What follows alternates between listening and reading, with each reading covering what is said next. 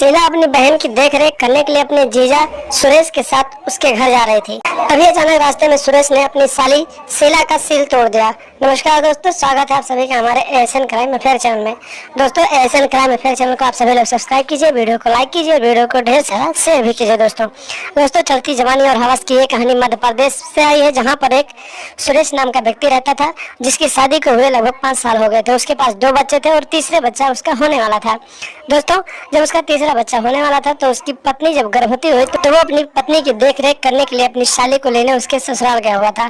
दोस्तों, अपनी साली शीला को लेकर वो वापस अपने घर आ रहा था। तभी अचानक रास्ते में उसने शीला की भरी जवानी, गदराई हुई जवानी को देखा तो उसके अंदर एक अलग तरीके का हवस जाग गया और फिर वो अपनी साली को हवस भरी नजरों से देखने लगा।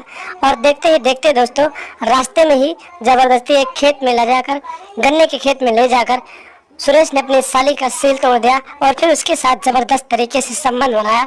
और फिर 61-62 करके जब मामला समाप्त हुआ तो फिर वो अपनी साली को लेकर अपने घर चला गया और रास्ते में ही उसे धमकी दिया कि अगर तुमने ये बात अपनी दीदी को बताई तो मैं तुम्हारी दीदी को जान से मार डालूंगा।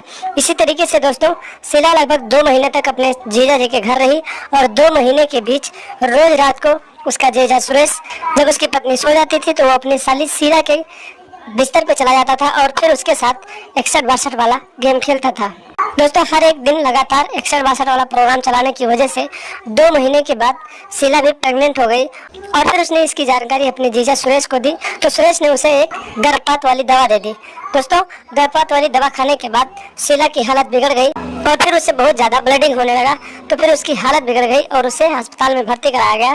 तो डॉक्टर ने पूछा कि आखिर क्या हुआ है, तो शीला ने सारी कहानी डॉक्टरों को बताया। और फिर जब इस बात की जानकारी शीला के माता पिता को लगी तो शीला के माता पिता जो थे सुरेश की खोज करने लगे। जब तक शीला के माता पिता यानी कि सुरेश के सास ससुर उसकी खोज करते तब तक सुरेश घर छोड़कर फरार हो चुका था। दोस्तों, सुरेश घर छोड़कर फरार हो चुका था और मुंबई की ट्रेन पकड़ चुका था। डॉक्टरों ने इसकी शिकायत पुलिस को दी और पुलिस मौके पर पहुंची। हॉस्पिटल में जाकर पुलिस ने शीला का बयान लिया और शीला ने बताया कि मेरे जीजा ने जब मैं अपनी दीदी के यहाँ जा रही थी तो रास्ते में जबरदस्ती मेरे साथ दुष्कर्म किया और फिर मेरी दीदी को जान से मार डालने का धमकी दिया और फिर लगातार 2 महीने तक मेरे साथ दुष्कर्म करता रहा, जिसकी वजह से मैं प्रेग्नेंट हो गई और ये बच्चा उसका था। और फिर उसने मुझे गर्भपात की दवाई दी और उसे मैंने खा लिया, जिसकी वजह से मेरी ये हालत हो गई।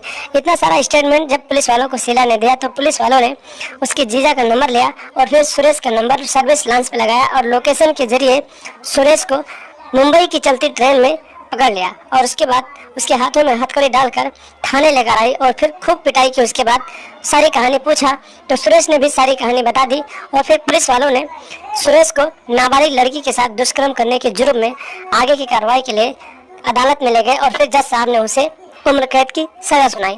तो दोस्तों, सावधान रहें, सतर्क रहें, अपना और अपनों का ख्याल रखें और ऐसे अपराधी मानसिकता रखने वाले लोगों की पहचान करें जो आपकी मर्यादाओं को तोड़ रहे हैं और अपने रिश्तों को तार-तार कर रहे हैं। तो दोस्तों, लगातार हमारे साथ बने रहें, हमारे चैनल को सब्सक्राइब कर लें और हमेशा देखते रहें एएसएन क्राइम अफेयर।